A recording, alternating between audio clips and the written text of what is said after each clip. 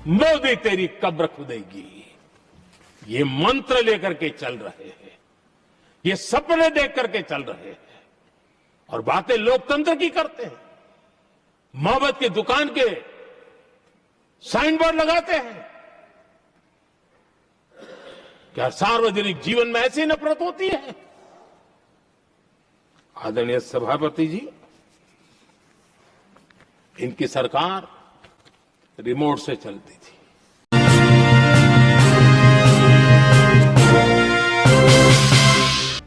राज्यसभा में पीएम मोदी कांग्रेस के वक्त डील यानी बोफोर्स घोटाला से और मोहब्बत की दुकान मोदी की कब्र खोदने की बात करती विपक्ष और वॉकआउट करती है, इसको लेके उन्होंने कहा। प्रधानमंत्री मोदी गुरुवार को राज्यसभा में बोल रहे थे। इस दौरान उन्होंने राष्ट्रपति के अभिभाषण का धन्यवाद प्रस्ताव का जवाब दिया। राष्ट्रपति के अभिभाषण पर धन्यवाद प्रस्ताव जवाब देते हुए प्रधानमंत्री ने 1 घंटा 37 मिनट भाषण दिया। मोदी ने कहा कि ये कौन सी मोहब्बत की दुकान है जो मोदी तेरी कब्र खोदने की बात करती है। क्या यह सार्वजनिक जीवन में मर्यादा का अपमान नहीं है?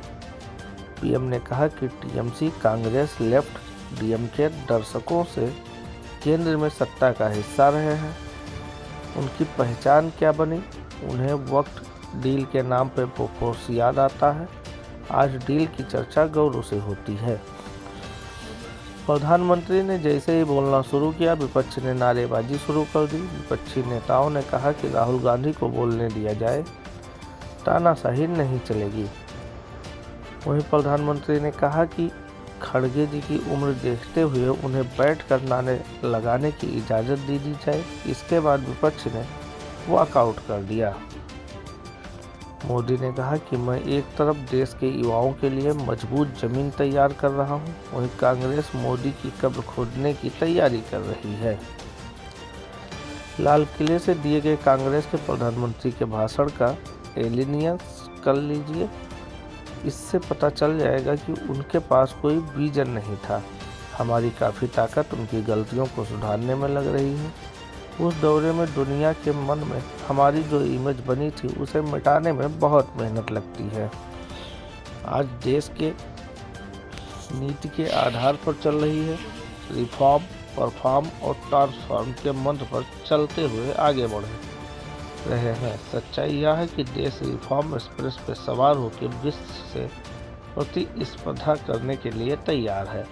यमई का नेटवर्क जितना बड़ा है, दुनिया का भरोसा भी बढ़ रहा है। आज भारत अनेकों देश के साथ ट्रेड डील कर रहा है। पिछले कुछ महीने में हमने दुनिया के 9 बड़े महत्वपूर्ण देश के साथ ट्रेड डील साइन की है। एक साथ 27 देश के साथ डील की है। इसमें यूरोपियन यूनियन और अमेरिका से डील भी शामिल है। इनके कांग्रेस के समय डील नहीं बोफोर्स थी। आज डील गर्व का विषय माना जाता है। 2014 से पहले नेता फोन जाते थे और उनके आधार पर लोन देते थे। गरीब बैंक के दरवाजे तक भी नहीं जा पाते थे। कांग्रेस के राज में बैंक सेक्टर तबाही के कगार पे था। मैं पीएम बना तो बैंकों को भरोसे में लिया। आज नॉन परफॉर्मिंग एसेट एनपीए 1% से भी नीचे है।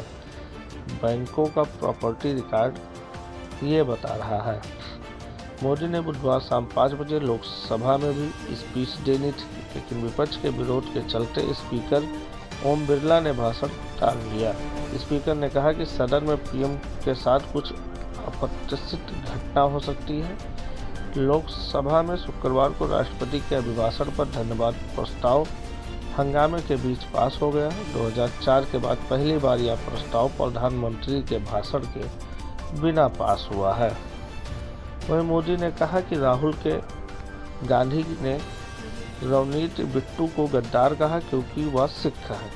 यह सिख का अपमान है। कल जो हुआ, कांग्रेस के युवराज जिनका सातिर दिमाग है, उन्हें इस सदन के एक सांसद को गद्दार कहा। उनका अहंकार चरम पर है। उन्होंने कांग्रेस छोड़ने वाले किसी और को गद्दार नहीं कहा, लेकिन उन्होंने उस सांसद को गद्दार कहा। क्यों? क्योंकि वो एक सिख है। यह सिखों का अपमान था। गुरुओं का अपमान था या सिख के प्रति उस नफरत का इजहार था जो कांग्रेस में भरी हुई है। रवनीत बिट्टू उस परिवार के सदस्य हैं जिसे देश के लिए खुद को कुर्बानी कर दिया, या बहुत दुर्भाग्यपूर्ण है, इसलिए लोग कांग्रेस को डुबा देंगे।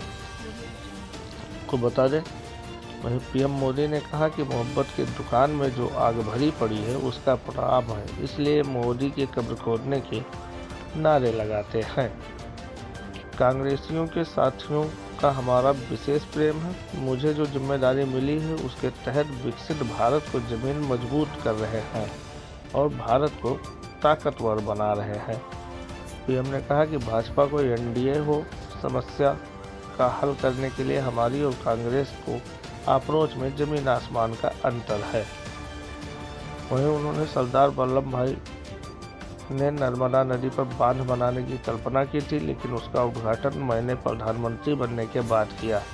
सीएम रहते मैं 3 दिन धरने पर बैठा था, तब जाकर सरदार सरोवर डैम बनाने की अनुमति मिली थी, लेकिन आज हमने खुद बना दिया।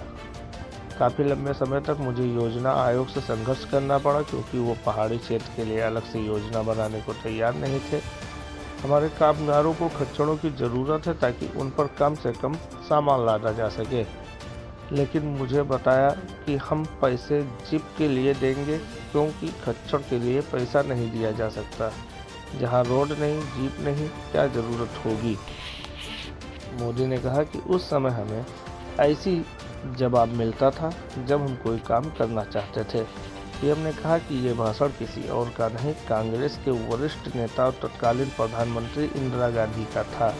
कि हम खच्चरों के लिए पैसा नहीं दे सकते हैं, जीप के लिए दे सकते हैं, और जहां रोड नहीं है वहां विकास का कोई काम नहीं है, क्योंकि खच्चर को पैसा देने के लिए हमारे पास पैसे नहीं हैं। कल मोदी ने विपक्ष पर जम के बरसा। वहीं आपको बता दें कि लोकसभा स्पीकर ने कहा कि अगर ये घटना हो जाती तो लोकतंत्र की परंपरा की तार हो जाती। इसको टालने के लिए मैंने पीएम से सदन में न आने का आग्रह किया। पीएम ने मेरे सुझाव को माना, क्योंकि बिरला के कहने के बाद ही पीएम मोदी लोकसभा में नहीं आए, और ये पहली बार हुआ है 2004 के बाद कि कोई प्रस्ताव प्रधानमंत्री के भाषण के बिना पास किया गया है, क्योंकि पीएम के कुर्सी के पास विपक्षी महिला सांसद हंगामा कर रही थी। गौरव से कहते हैं, तब डील की चर्चा होती थी तो बॉफोर्स डील याद आता था। मोदी तेरी कब्र खुदेगी, ये मंत्र लेकर के चल रहे हैं, ये सपने देख करके चल रहे हैं, और बातें लोकतंत्र की करते हैं। मोहब्बत की दुकान के साइन बोर्ड लगाते हैं। क्या सार्वजनिक जीवन में ऐसी नफरत होती है? आदरणीय सभापति जी, इनकी सरकार रिमोट से चलती थी, मेरी सरकार भी रिमोट से चलती है। 140 करोड़ देशवासी मेरा रिमोट है। मेरी एक प्रार्थना है, आदरणीय खड़गे जी की उम्र देखते हुए वो बैठ करके भी नारे बोल सकते हैं तो अच्छा होगा, ताकि उनको कष्ट न हो। पीछे नौजवान बहुत लोग हैं, तो खड़गे जी को आप बैठते बैठते भी When you are speaking, they are listening. You are नारे बोलने की अनुमति दे दीजिए।